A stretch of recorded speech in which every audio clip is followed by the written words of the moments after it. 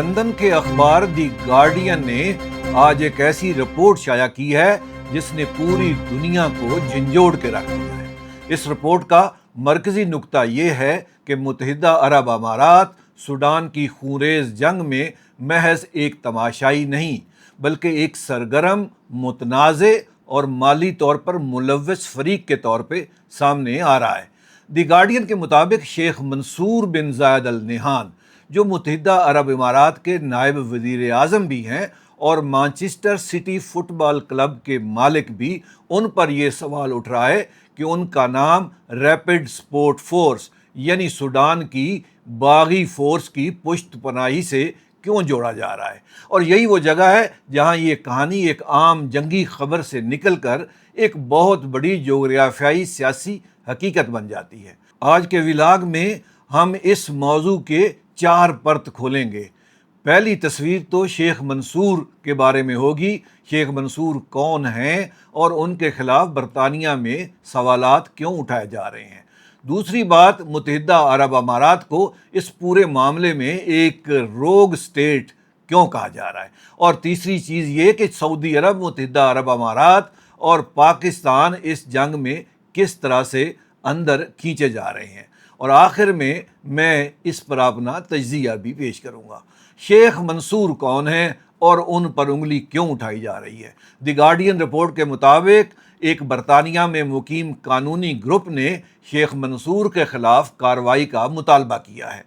اس group کا بنیادی دعویٰ یہ ہے کہ متحدہ عرب امارات سوڈان میں باغی فورس کی پشت پناہی کر رہا ہے، انسانی حقوق کی سنگین خلاف ورزیوں میں ملوث ہے اور غیر عرب افراد، خاص طور پر مساوا قبیلے کے خلاف نسل کشی میں حصے دار بن چکا ہے۔ اور چونکہ شیخ منصور اس ریاست کے طاقت کے مرکز کے بہت قریب ہیں، اس لیے اس کا نام براہ راست اس سوال کے دائرے میں آ رہا ہے۔ مارچ 2025 میں سوڈان نے بین الاقوامی عدالت انصاف یعنی ICJ میں متحدہ عرب امارات کے خلاف باضابطہ مقدمہ دائر کیا۔ اس درخواست میں الزام تھا کہ امارات باغی فورس کو مالی، سیاسی اور فوجی سپورٹ دے کر مساوا قبیلے کے خلاف نسل کشی میں شریک ہے۔ عدالت نے مئی 2025 میں 14 کے مقابلے میں 2 ووٹوں سے مقدمہ خارج کر دیا، کیونکہ امارات نے جینوسائیڈ کنونشن کی دفعہ 2 سے استثناء لے رکھا تھا۔ یہ ایک خالصتاً تکنیکی بات تھی۔ یہ تکنیکی نقطہ، یہ تکنیکی فیصلہ UAE کو کوئی اخلاقی بریت نہیں دیتا۔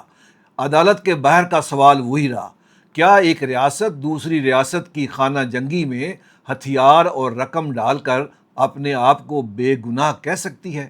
اصل سوال یہ ہے، ایک گلف کا شہزادہ، ایک فٹ بال کلب کا مالک اور ایک ریاستی طاقت کا بڑا چہرہ، یہ سب ایک ہی بحث میں کیوں آ گئے؟ اس کا جواب بہت سیدھا ہے، کیونکہ آج دنیا میں طاقت صرف بندوق سے نہیں چلتی، طاقت چلتی ہے ملکیت سے، پیسے سے، سرمایہ سے، رسد و رسائی سے اور سیاسی دسترس سے۔ شیخ منصور صرف ایک شہزادہ نہیں ہے، وہ اس نظام کی نمائندگی کرتا ہے جس میں ریاست، سرمایہ، کھیل اور خارجہ پالیسی ایک ہی ہتھیار بن جاتے ہیں۔ اس لیے جب برطانیہ میں ان کے خلاف سوال اٹھا تو مسئلہ صرف ایک فرد کا نہیں تھا، اصل مسئلہ یہ تھا کہ متحدہ عرب امارات کی ریاستی ساکھ خود کٹہرے میں کھڑی ہو گئی۔ اصل الزام کیا ہے، اس کا بھی تفصیل سے جائزہ لیتے ہیں۔ دی گارڈین کے مطابق متحدہ عرب امارات پر یہ الزام ہے کہ وہ سوڈان میں باغی فورس کو ہتھیار، ڈرون اور مختلف قسم کی رسد پہنچا رہا ہے، اور یہی باغی فورس RSF وہ گروہ ہے جس پر جینوسائیڈ، جس پر جنسی تشدد اور جس پر عام شہریوں پر وحشیانہ حملوں کے سنگین الزامات لگے ہوئے ہیں۔ یہاں اعداد و شمار تو کان کھڑے کر دیتے ہیں۔ اپریل 2023 سے اب تک سوڈان میں ہلاکتوں کے اندازے تقریباً 1.5 لاکھ کے قریب ہیں۔ London school of hygiene and tropical medicine کی نومبر 2024 کی رپورٹ کے مطابق صرف صوبہ خرطوم میں اپریل 2023 سے جون 2024 کے درمیان 61,000 سے زائد افراد ہلاک کر دیے گئے۔ اقوام متحدہ انسانی حقوق کے سربراہ فولکر ترک نے فروری 2026 میں بتایا کہ کہ 2025 میں شہری ہلاکتوں کی تعداد پچھلے سال کے مقابلے میں 2.5 گنا سے زیادہ ہو گئی۔ اقوام متحدہ کے انسانی حقوق کے دفتر نے صرف جنوری تا جون 2025 میں 3,384 شہریوں کی ہلاکت کی باضابطہ طور پر ریکارڈ کی گئی تفصیلات دے دیں، جو پورے 2024 کی شہری ہلاکتوں کا 80% ہے۔ الفاشر پر حملے سے پہلے 3 دنوں میں 6,000 سے زائد لوگ مارے گئے۔ غازہ میں جو کچھ ہوا وہ دنیا کو تو معلوم ہے۔ سوڈان میں جو کچھ ہو رہا ہے اور جس پیمانے پر ہو رہا ہے وہ غازہ سے کہیں زیادہ آگے ہے، مگر دنیا کا میڈیا ابھی تک خاموش ہے۔ یہی وجہ ہے کہ سوڈان اب صرف ایک خانہ جنگی نہیں رہا، یہ ایک پراکسی وار بن چکا ہے، اور جب کوئی جنگ پراکسی وار میں بدل جائے تو پھر سوال یہ نہیں رہتا کہ کون سچا ہے اور کون جھوٹا، اصل سوال یہ ہوتا ہے کہ کون کس کو چلا رہا ہے، کس کے پیسے جا رہے ہیں، کس کے ہتھیار جا رہے ہیں اور کس کو جغرافیائی طور پر فائدہ ہو رہا ہے۔ متحدہ عرب امارات کو دھوکے باز یا روگ سٹیٹ کیوں کہا جا رہا ہے؟ اب یہاں ایک سخت بات کرنی پڑے گی۔ متحدہ عرب امارات اپنے آپ کو ایک جدید، مستحکم اور کاروبار کا دوست ریاست کے طور پر پیش کرتا ہے۔ دبئی کی چمک، ابوظہبی کی سرمایہ کاری، ہوا بازی، مالیات، ریئل اسٹیٹ، فن، یہ سب اس کی نرم طاقت کا حصہ ہیں۔ دنیا بھر میں دبئی ایک فن پلیس کے طور پر مشہور ہو رہا ہے۔ دنیا بھر کے ٹورسٹ دبئی کا رخ کرتے ہیں کیونکہ دبئی انہیں وہ سب کچھ دیتا ہے جو شاید باقی ٹورسٹ پلیسز نہ دے سکتی ہوں، ہر چیز۔ اور اب تو راس الخیمہ میں ایک بہت بڑا کسینو بھی اگلے سال کھلنے جا رہا ہے۔ لیکن سوڈان جیسے معاملے اس ساری تصویر کو بالکل توڑ کے رکھ دیتے ہیں۔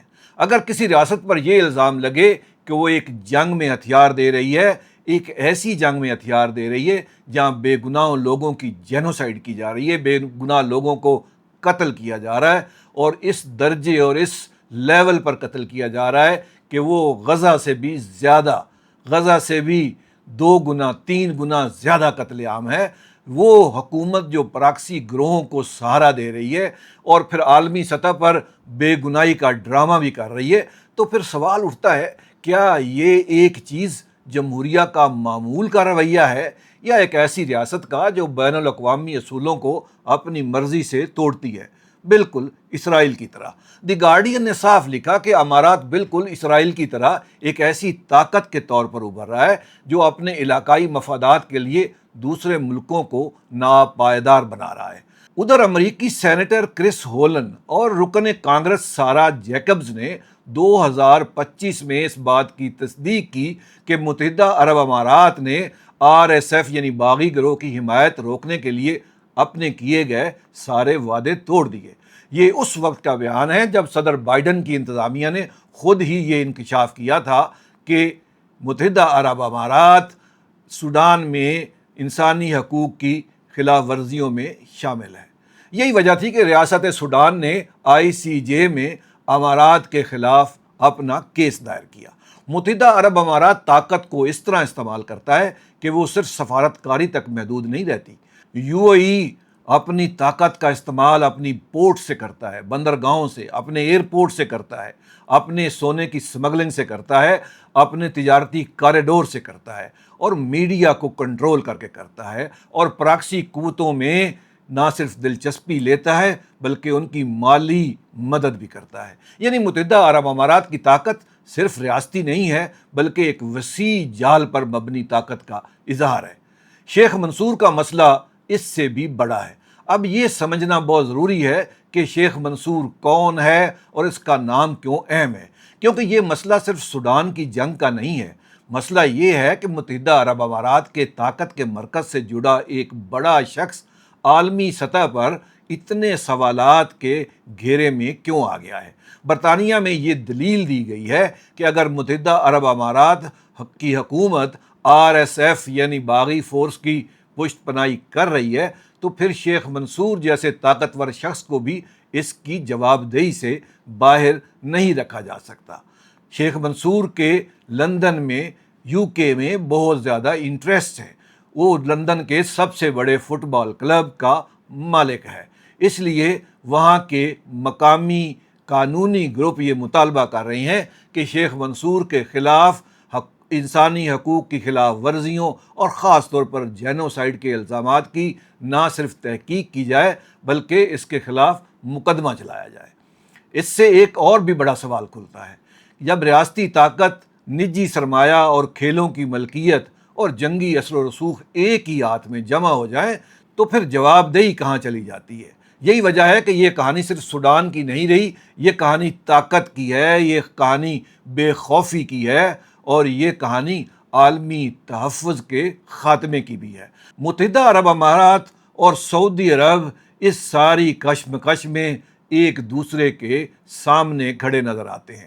اکثر لوگ یہ سمجھتے ہیں کہ متحدہ عرب امارات اور سعودی عرب تقریباً ایک ہی صفحے پر ہیں، لیکن سوڈان نے ان دونوں کے درمیان موجود خلیج کو بہت واضح کر دیا ہے۔ سعودی عرب ایک بڑی ریاست ہے، اس کی آبادی بھی بڑی ہے، جغرافیہ بھی بڑا ہے، فوجی وزن بھی زیادہ ہے، اور اس کا ریاستی ڈھانچہ بھی زیادہ روایتی ہے۔ متحدہ عرب امارات اس کے برعکس چھوٹا ہے مگر بہت زیادہ چست ہے، تیز ہے، چلاک ہے۔ وہ مالیات سے کھیلتا ہے، بندرگاہوں سے کھیلتا ہے، رسد و رسائی سے کھیلتا ہے، پراکسی قوتوں سے کھیلتا ہے، اور اثر و رسوخ کے ایسے راستے بناتا ہے جو سعودی ماڈل سے بالکل مختلف ہے۔ سوڈان دنیا کا سب سے زیادہ سونا پیدا کرنے والے ملکوں میں سے ایک ہے۔ یہ سونا دبئی کی طرف سمگل ہو رہا ہے۔ یہ محض کوئی بازاری گپ شپ نہیں ہے، میں کچھ تسلیم شدہ اعداد و شمار آپ کے سامنے پیش کروں گا۔ سوئس ایڈ کی نومبر 2025 کی تحقیق کے مطابق متحدہ عرب امارات نے 2024 میں سوڈان سے براہ راست 29 ٹن سونا درآمد کیا، جو 2023 کے 17 ٹن کے مقابلے میں 70% زیادہ ہے۔ امارات کی اپنی وزارت خارجہ اور تجارت نے نومبر 2025 میں تسلیم کیا کہ 2024 میں سوڈانی سونے کی درآمد 1 ارب 97 کروڑ ڈالر کی تھی۔ سوڈانی حکومت کی انٹیلیجنس رپورٹوں کے حوالے سے سوڈان ٹریبیون نے بتایا کہ 2024 اور 2025 کے اوائل میں RSF کے زیر کنٹرول علاقوں میں سے 850 ملین ڈالر سے زائد کا سونا سمگل ہوا۔ سوئس ایڈ کا اندازہ ہے کہ 2012 سے 2024 کے درمیان سوڈان سے کم از کم 400 ٹن سونا سمگل ہوا۔ سوئس ایڈ کے ریسرچ اینالسٹ مارک ایمل نے کہا کہ جنگ کو اگر سمجھنا ہے تو سونے کی اس لکیر کو فالو کرو، جہاں جہاں یہ لکیر جائے گی وہاں آپ کو اس جنگ کی جڑیں نظر آئیں گی، اور یہ لکیر متحدہ عرب امارات پر ہی جا کر رکتی ہے۔ یہی وجہ ہے کہ سوڈان میں سونا محض ایک شے نہیں ہے، ایک کموڈٹی نہیں ہے، یہ ایک جنگ کا ایندھن ہے، اور دبئی اس ایندھن کا عالمی مقام بنتا جا رہا ہے۔ اب اس جنگ میں پاکستان کیسے؟ رائٹر کی رپورٹ کے مطابق پاکستان اور سوڈان کی حکومت کے درمیان 1.5 ارب ڈالر کا جنگی ہتھیاروں کی فراہمی کا معاہدہ ہو گیا تھا۔ اس معاہدے کے عمل سے پہلے ہی اس معاہدے پر سعودی عرب نے روک لگا دی۔ اس معاہدے میں سوڈان کو جنگی طیارے، ڈرون اور دفاعی نظام دینے کی بات تھی۔ بعد کی رپورٹوں میں یہ بھی بتایا گیا کہ سعودی دباؤ اور سعودی مالی وسائل کے پیچھے ہٹنے کی وجہ سے یہ سودا روک دیا گیا ہے۔ بظاہر تو سعودی عرب نے اس کی فائنانسنگ سے منع کر دیا، لیکن اس کے اندر سعودی عرب کی یہ حکمت چھپی ہوئی ہے کہ وہ اس جنگ کو مزید طوالت نہیں دینا چاہتا، وہ اس جنگ کو مزید بھڑکانا نہیں چاہتا، کیونکہ آخر میں اس جنگ کا شکار وہ بے گناہ لوگ ہوں گے، وہ مساوا قبیلہ ہوگا جس کی مکمل طور پر صفائی کرنے کا ارادہ کر دیا گیا ہے، جس کو نان عرب کہہ کے قتل عام کیا جا رہا ہے، ایک بہت بڑی جینوسائیڈ کی جا رہی ہے۔ اس کا مطلب یہ ہے کہ پاکستان اب ایک محض تماشائی نہیں بلکہ ایک بہت اہم کردار کے طور پر سائیڈ پر کھڑا ہوا نظر آ رہا ہے۔ کسی وقت بھی اس کی انٹری ہو سکتی ہے، اور اگر سعودی حکومت اپنی فائنانسز کی منظوری دے دے اور اس سودے کو آگے بڑھا دے تو اس کا مطلب یہ ہے کہ ایک طرف تو پاکستان کی دفاعی برآمدات کی حکمت عملی بھی گلف میں طاقت کا ایک بہت بڑا حساب بن جائے گی، بلکہ دوسری طرف متحدہ عرب امارات کی حمایت یافتہ باغی فورس کو پاکستان کے مقابلے میں لا کھڑا کر دے گی۔ बज़ाहिर तो ये सूडानी फ़ौज और बागी फ़ौज की दाखिली जंग नज़र आ रही है, लेकिन दूसरी परत में हमें मुत्तहिदा अरब अमारात और सऊदी अरब के इलाकाई मफादात भी टकराते हुए नज़र आ रहे हैं। अक़वाम मुत्तहिदा के मुताबिक आज सूडान की आबादी का 45% शदीद ग़िज़ाई अदम तहफ़्फ़ुज़ का शिकार है। 9.5 मिलियन अफराद मुल्क के अंदर बेघर हैं और 4.5 मिलियन से ज़ायद हमसाया ममालिक को फरार हो चुके हैं। ये दुनिया का सबसे बड़ा बेघर होने का बहरान है। 200 से ज़ायद तिब्बी मराकज़ पर हमले की WHO ने तस्दीक की है। 75% अस्पताल बंद हैं और इन सब के दरमियान हर कोई अपना फ़ायदा देख रहा है, जबकि आम सूडानी शहरी पिस रहे हैं, मर रहे हैं, कत्ल हो रहे हैं। यही इस पूरी कहानी का सबसे बड़ा सानिया है। मेरे इस तजियाती वीलाग को देखने का बहुत शुक्रिया। अगले वीलाग तक मुझे इजाज़त दें। अपना और अपने घर वालों का ख्याल रखें। खुदा हाफिज़ व निगहबान।